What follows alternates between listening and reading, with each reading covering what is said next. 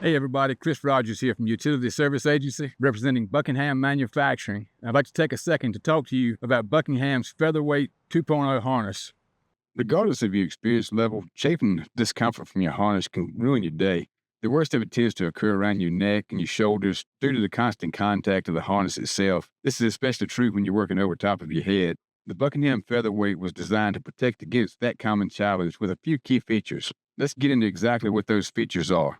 So the first thing you'll notice in this harness is it has rolled edges around your neck and leather overlay to keep from chafing on your neck even when you reach above your head. Coming down the harness, you'll see that we have aluminum quick connects on your chest and leg straps. We also have leather anti-chafe pads behind each.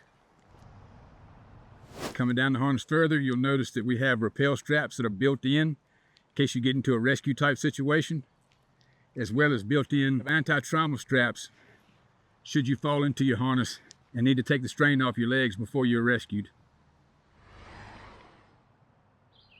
The Buckingham Featherweight 2.0 is a definite winner, packing all these features into a belt that weighs 3.5 pounds. Once again, Chris Rogers with Utility Service Agency, representing Buckingham Manufacturing.